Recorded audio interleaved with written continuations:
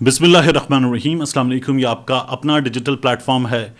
میں طارق متین ہوں. اس ویڈیو میں بات کریں گے یہ جو بائیکاٹ پی ڈی ایم کی طرف سے بائیکاٹ ہے میاں نواز شریف کی ہدایات پر، اور اس ہدایت میں ان کے ساتھ غالباً ان کے کچھ دیگر دوست بھی شامل ہیں. جب میں کہتا ہوں دیگر دوست شامل ہیں تو آپ سمجھتے ہیں کہ وہ دیگر دوست کون ہیں.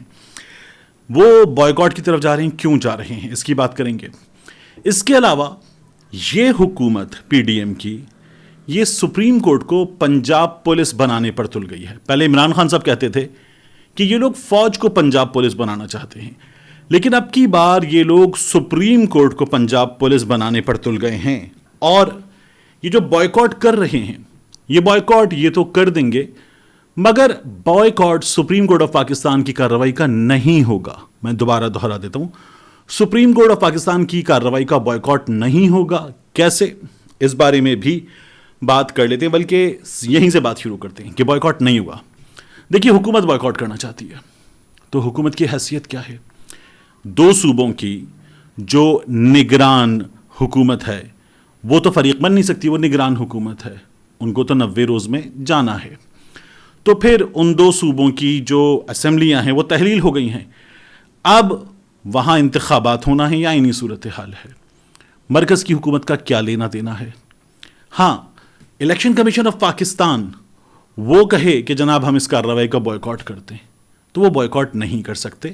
وہ آئینی طور پر پابند ہیں سپریم کورٹ آف پاکستان کے احکامات ماننے کے.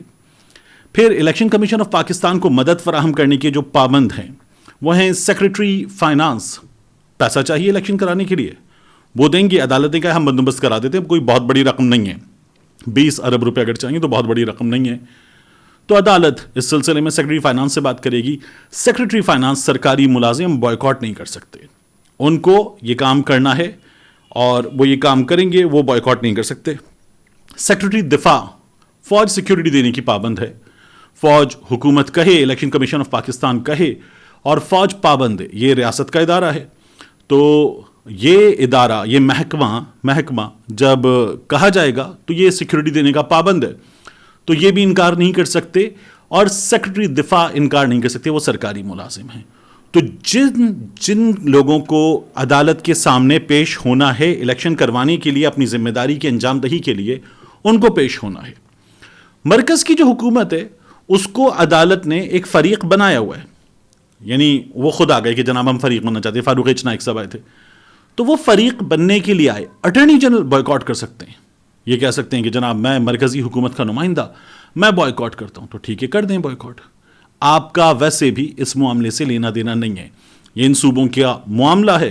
ان صوبوں کی اسمبلیاں تحریر ہو گئی ہیں، الیکشن کمیشن دیکھے گا، تو آپ کا اس سلسلے میں کچھ بھی بنتا نہیں ہے. تو یہ بائیکاٹ جو ہے یہ غیر مؤثر بائیکاٹ ہے اگر یہ لوگ بائیکاٹ کرتے ہیں. اچھا، یہ بائیکاٹ نہ کریں بیچارے تو کیا کریں؟ یہ الیکشن 90 روز میں ہونا ہے. سپریم کورٹ اس سے کہاں جائے گی؟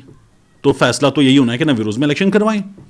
اب جب ان دو صوبوں کے الیکشن 90 روز میں کروانے ہیں تو کچھ بھی کر لیں، اس سے ہٹ نہیں سکتے. اب یہ کہہ رہے ہیں جی پورے ملک میں ایک ساتھ الیکشن کروائیں، تو پھر آ جائیں کروا لیں. آپ اپنی بھی اسمبلیاں اور حکومتیں فارغ کریں اور پورے ملک میں ایک ساتھ الیکشن کروا دیتے ہیں. یہ صورتحال ہو سکتی ہے، ورنہ یہ لوگ نہیں روک سکتے.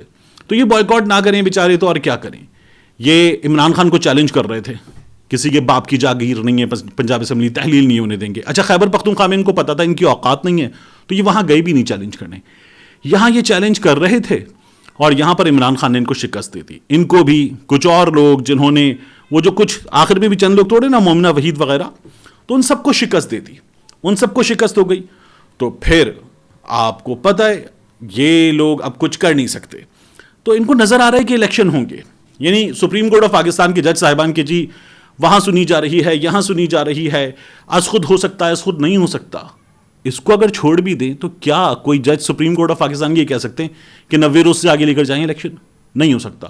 یہ جو ایک سوال اطہر بن اللہ صاحب نے اٹھایا تھا کہ عمران خان کے کہنے پہ کیا اسمبلی توڑی جا سکتی ہے؟ عمران خان تو اس اسمبلی کا حصہ نہیں ہے، تو اس کی جماعت حصہ ہے. ایک دوسرا، فضل الرحمان کے کہنے پر پی ڈی ایم مرکز میں جو تحریک عدم اعتماد لائی تھی عمران خان کے خلاف، تو فضل الرحمان کون ہے؟ فضل الرحمان اسمبلی میں نہیں ہے.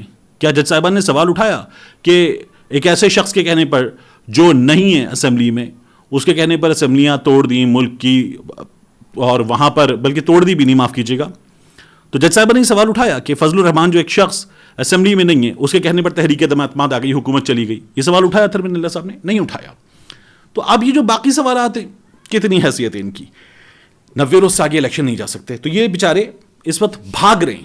وہ بچے ہوتے ہیں نا، کیرم ویرم کھیلتے ہیں، لوڈو کھیلتے ہیں، تو پھر آخر میں بگاڑ دیتے ہیں، نہیں کھیل رہے، ہار جب یقینی نظر آتی ہے. تو یہ وہ والا کام ہے. دوسرا، یہ سپریم کورٹ کو پنجاب پولیس بنانا چاہتے ہیں. یہ کر کیا رہے ہیں؟ یہ کہہ رہے ہیں کہ ہم یہ کہیں گے 3 جج صاحبان سے کہ آپ ہٹ جائیں، چیف جسٹس بھی ہٹ جائیں، mister justice Ijaz ul Ahsan, mister justice منیب اختر، یہ بھی ہٹ جائیں اور فل کورٹ بن جائے. تو فل کورٹ فیصلہ کر دے. تو بات یہ ہے کہ اس سے پہلے جب 5 جج صاحبان سن رہے تھے، عمران خان کی حکومت جب گئی تھی، تو تب آپ نے کہا تھا فل کورٹ بناؤ؟ نہیں. تب آپ نے کہا تھا خود نوٹس برا ہے؟ نہیں. تب آپ نے کہا تھا کہ یہ بینچ برا ہے؟ نہیں.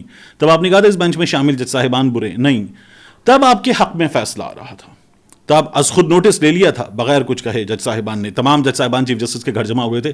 تو آپ وہاں پر ہنستے ہوئے ایسے اتنی بڑی اسمائل لے کر گئے تھے اور آپ نے کہا تھا آرٹیکل 6 لگے گا، آرٹیکل 6 لگے گا. وہ انگلی عجیب انداز میں ہلتی ہے، آرٹیکل 6 لگے گا. اب آپ کو برا لگ رہا ہے اس لیے کہ تب بھی جج صاحبان نے جو فیصلہ کیا تھا وہ آئین اور قانون کے مطابق تھا. عمران خان کی حکومت نے ایک لاجک دی، وہ لاجک عدالت نے تسلیم نہیں کی اور ہو گیا کام. اب بھی عدالت جو فیصلہ کرے گی وہ آئین اور قانون کے مطابق ہوگا. یہی 3 جج صاحبان تب اس 5 رکنی بینچ کا حصہ تھے. آپ کو بڑے اچھے لگ رہے تھے، بڑے پیارے لگ رہے تھے. تب یہ عمراندار نہیں تھے، تب یہ ایماندار تھے. تب یہ نظریہ ضرورت پیدا کرنے والے نہیں تھے، یہ نظریہ ضرورت دفن کرنے والے تھے. تب یہ آئین کے محافظ تھے، تب یہ جمہوریت کے ماتھے کا جھومر تھے. اب یہ آپ کو برے لگ رہے ہیں. کیا کہہ رہے ہیں آپ ان جج صاحبان کے بارے میں؟ آپ ان جج صاحبان کے بارے میں بات کرتے ہوئے انتہائی تضحیک آمیز انداز میں ایک مفرور کی سربراہی میں، بھگوڑے کی سربراہی میں اجلاس کر رہے ہیں اور اس اجلاس کے ذریعے آپ یہ کہہ رہے ہیں کہ ملک بھر میں ایک ہی دن انتخابات ہونے چاہیے. توڑ دیں اپنی اسمبلیاں. انحراف ملک کو تباہ کن سیاسی بحران میں مبتلا کر دے گا. یہ صورتحال ملک کے معاشی مفادات پر خودکش حملے کے مترادف ہوگی.